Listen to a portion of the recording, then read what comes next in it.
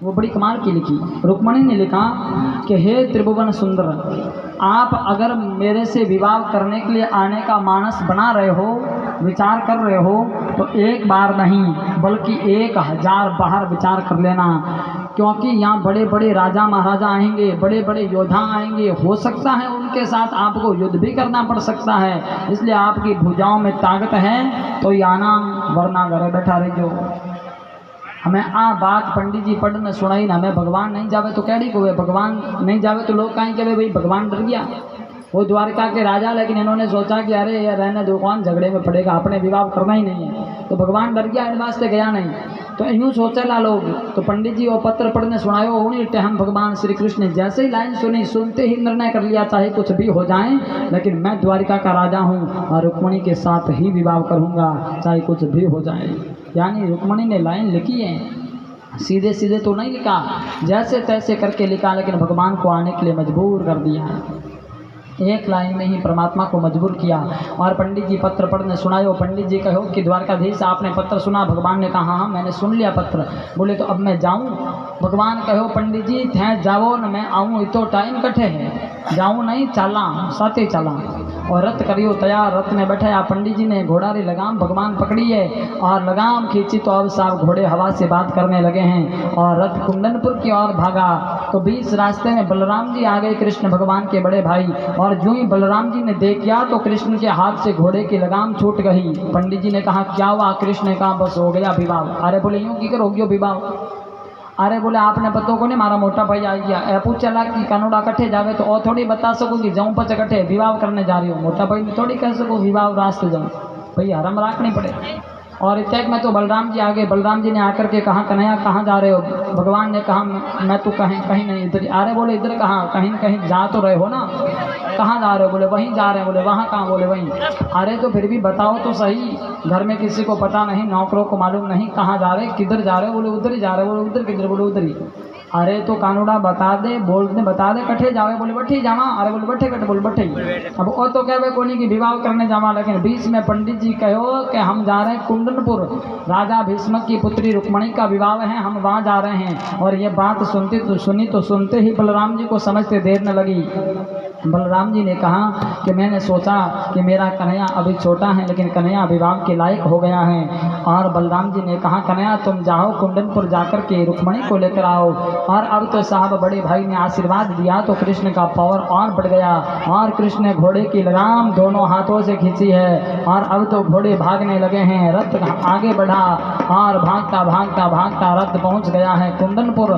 कुंदनपुर में रुक्मणी सैनिकों के साथ में मंदिर में पूजन करने के लिए आई है, क्योंकि रुक्मणी के भाई रुक्मी ने ऐसी व्यवस्था कर दी रुक्मणी के लिए कि हजारों सैनिक रुक्मणी की सुरक्षा में तैनात है और रुक्मणी बिल्कुल दल बल के साथ कात्यायनी माँ के मंदिर में पूजन करने के लिए आई। और भगवान ने जाकर के रथ रोका। जैसे ही भगवान ने रथ रोका तो इन सैनिकों ने भगवान के रथ को घेर दिया और पूछने लगे कौन है, कहाँ से आए, कहाँ जा रहे हो, कौन है भाई, कठो आयो कट्ठे जावे है, दादागिरी बतावा लग गया। तो भगवान माँ ने देखना हंस पड़िया और जो भगवान ने हंसी आई तो सब रास्ते फंस गया, क्योंकि भगवान की हंसी में तो सारी दुनिया फंसती है। सबरी दादागिरी ढीली पड़ गई। एक ने कहा वाह यह हंसता बहुत बढ़िया है साहब, इसकी मुस्कान तो देखो बहुत बढ़िया मुस्कान है। एक ने कहा इसकी मुस्कान क्या देख रहे हो? तो फिर क्या बोले इसका मोर मुकुट देखो ना आप, कितना सुंदर है मोर मुकुट, कितना जोरदार चमक रहा है। एक ने कहा मुकुट क्या देख रहे हो, इसका पीताम्बर देखो, पीताम्बर की तो बढ़िया है पीताम्बर। एक कहो पीताम्बर कहीं देखो जी, इन्हीं बांसुरी तो देखो, आप बांसुरी दिखना में इतनी सुंदर है तो आप बजती कितनी सुंदर बेला। एक ने कहा भैया देखो इन हाथ के कंगन देखो, गले की माला देखो, और अलग अलग ये सब भगवान के रूप को देख रहे हैं। एक ने कहा भैया एक बात बताओ, ये राजकुमार हैं कि ऋषि कुमार हैं? बोले इनके पावों की खड़ाओं को देख करके लगता है राजकुमार हैं, ऋषि कुमार है, पर कपड़ों को देखकर लगता राजकुमार है, पर पता नहीं कौन किसका कुमार है, हमें तो मालूम नहीं है। अब सब देखे और भगवान क्या करे, भगवान धीरे धीरे धीरे धीरे कात्यायनी मारे मंदिर और जावे। और जो ही कात्यायनी मारे मंदिर आगे भगवान गया और वटे ने रुक्मणी कात्यायनी मारे मंदिर में पूजा करती। तो रुक्मणी को पूजा करते करते माता जी की मूर्ति में भगवान के दर्शन हुए और रुक्मणी समझ गई कि मेरे प्रभु बाहर खड़े हैं, भगवान आ गए हैं। और पूजा छोड़ करके रुक्मणी बाहर आई। बाहर आकर के देखा तो भगवान दिखे और इधर भगवान परमात्मा ने रुक्मणी को देखा। देखते ही भगवान परमात्मा ने रुक्मणी का हाथ पकड़ा और हाथ पकड़ करके रथ में बैठाई रुक्मणी को, और घोड़े की लगाम भगवान ने खींची है। रुक्मणी को लेकर के भगवान भाग रहे और इधर ये सैनिक सब देखते रह गए।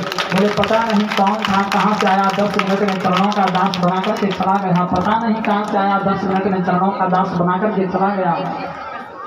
भगवान रुक्मणी को लेकर के भाग गए, लेकिन उसी समय रुक्मणी का भाई रुक्मी आया। उसने कहा, अरे आप सब अठे खड़ा हो तो रुक्मणी कठे? बोले रुक्मणी मंदिर में पूजा करे, मंदिर में जाने देखियो तो रुक्मणी है ही को नहीं। ओह भैया, रुक्मणी को देखा? बोले हमें नहीं मालूम है। रुक्मणी को देखा? बोले पता नहीं। अरे रुक्मणी को? बोले मालूम नहीं जी। आप पूछ रहे हैं सबसे, लेकिन कोई बता ही नहीं रहा है। वो कह रहे हैं हमें पता नहीं, हमें पता नहीं, हमें पता नहीं। एक आदमी वो हिम्मत करी, वो उसने कहा हाँ हाँ मैंने देखा है रुक्मणी को। बोले कहाँ है? बोले वो ले गया ना। बोले कौन? बोले जिसको तुम देख रहे थे। ओहो, जिसको देख रहे थे वो लेकर भाग गया? बोले हाँ वो लेकर चला गया। आपने देखा नहीं? बोले नहीं नहीं हमने नहीं देखा है। और आपने देखा कि वो रुक्मणी को लेकर के जा रहा है तो फिर आपने बताया क्यों नहीं? बताना चाहिए था ना, ताकि हम उसको रोकते, लड़ते उनसे, रुक्मणी को ले जाने नहीं देते। उसने कहा देखो साहब, मैंने पतो तो हो कि वो रुक्मणी ने लेने जा रही हो है, लेकिन मैं देखियो कि बाणे दोनारी जोड़ी बड़ी सुंदर जम्यूड़ी है। इन वास्ते पहले ले जाऊंगा, बाद में बतावा कौन ले गयो। और अब तो साहब 10,000 सैनिक पीछे पड़ गए। रुक्मणी का हरण हो गया, रुक्मणी का हरण हो गया। और रुक्मी को क्रोध आ गया। रुक्मी ने कहा मेरी बहन का जिसने हरण किया उसको मैं छोड़ूंगा नहीं। और प्रतिज्ञा की है रुक्मी ने कि मैं जाऊंगा, उसको ललकारूंगा, और अगर मैं युद्ध में हार गया तो वापस कुंडनपुर नहीं आऊंगा, बल्कि भोजकट नाम का अलग नगर बसाऊंगा। और रुक्मी भागा, अपनी सेना को लेकर भगवान को ललकारा। भगवान परमात्मा ने रुक्मी को मारने के लिए तलवार म्यान में से निकाली, मारने के लिए भगवान तैयार हो गए, लेकिन रुक्मणी ने हाथ पकड़ दिया। रुक्मणी ने कहा कि अरे प्रभु क्या कर रहे हो आप? मेरे भाई को मार रहे हो? भाई को मारोगे ना तो मेरी भाभी विधवा हो जाएगी, और भाभी ने तो कहा है तब जाकर के आप मुझे मिले हो। भगवान क्यों देवी तू हाँ भोड़ी है, मैं मारूं थोड़ी? बोले कहीं करो, बोले थोड़ी प्रसाद तो देवंडे। और भगवान कहीं करियो, रुक्मणी दी रुक्मी दी आधी दाढ़ी और आधी मूछ मुड़ और रत्रे पैया में बांध दियो। हमें वो रथ चाले तो रुक्मी ऊपर नीचे हो गए, वो रत्रे मायने लटके।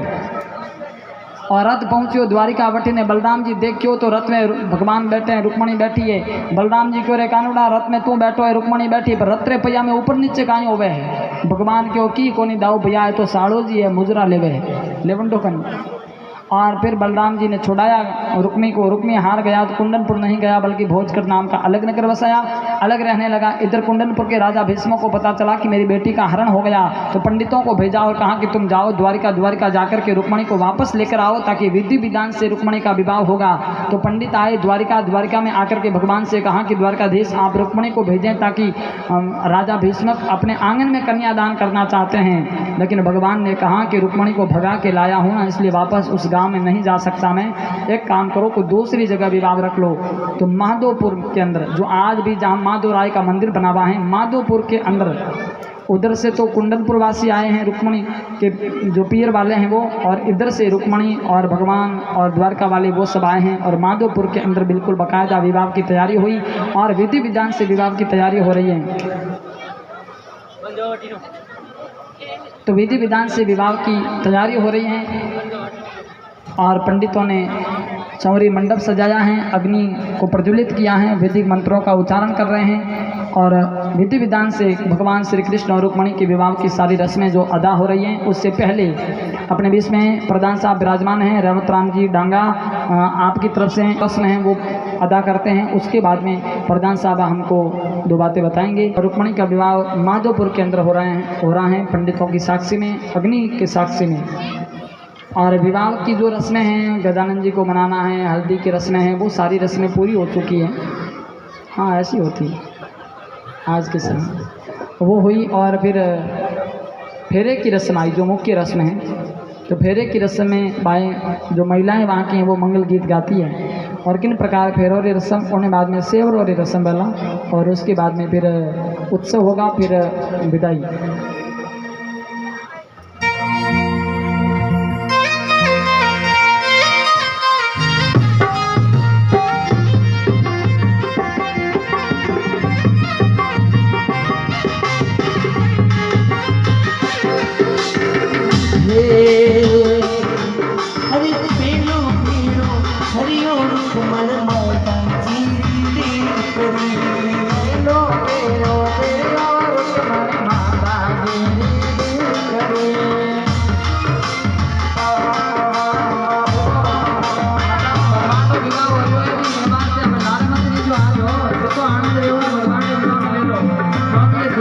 दूल्हा की शादी नहीं है, ये तो साहब जगत के पिता की शादी है।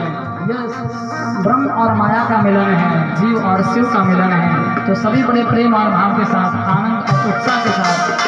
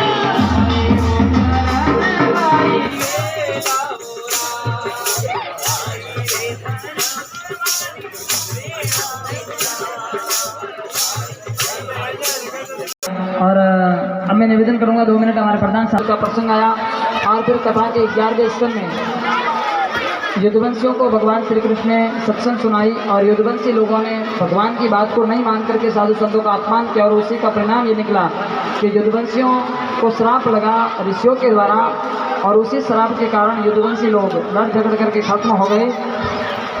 और इधर श्रीमद् भागवत महापुराण को विराम देने के समय आदरणीय सुखदेव स्वामी कहते हैं कि हे परीक्षित, आखिर में समय ऐसा हुआ कि देवताओं ने भगवान से प्रार्थना की तो भगवान ने धरती पर धर्म की स्थापना करके आखिर में भगवान के धाम की प्राप्ति की। भगवान के धाम की प्राप्ति की और आदरणीय सुखदेव स्वामी ने राजा परीक्षित को कथा सुनाई और 7 दिन कथा सुनाते हुए परीक्षित को मोक्ष देकर के आदरणीय सुखदेव स्वामी वन की ओर रवाना हुए। मैत्रेय मुनि ने विदुर जी को कथा सुनाते हुए कथा को विराम दिया और नियमित सारणी भूमि में 88,000 ऋषि मुनियों को आदरणीय सूत की महाराज कथा सुनाते हुए कथा को विराम दे रहे हैं। 7 दिन से चल रही श्रीमद् भागवत महापुराण की कथा को हम सभी लोग भक्तों की पावन धरती पर विराम देने जा रहे हैं। मैं 7 दिन तक यहाँ आपके बीच रहा और मैंने भागवत कथा का पाठ आप लोगों को सुनाया। भागवत की कथा मैंने कही, चाहे भागवत कथा हो, राम कथा हो, शिव महापुराण हो, हनुमान जी की कथा हो, कोई भी विषय पर करके आने का अवसर मिलता है तो भगवान की कृपा, गुरुदेव की मेहरबानी है। और आप सब गाँव वालों ने हमें जो प्रेम दिया है, लोभी जैसे रुपये को संभाल कर रखना है वैसे हम सब लोग आपके प्रेम को संभाल के रखेंगे। आप सभी लोगों का बहुत बहुत आभार, अभिनंदन। खूब आप लोगों ने सहयोग दिया।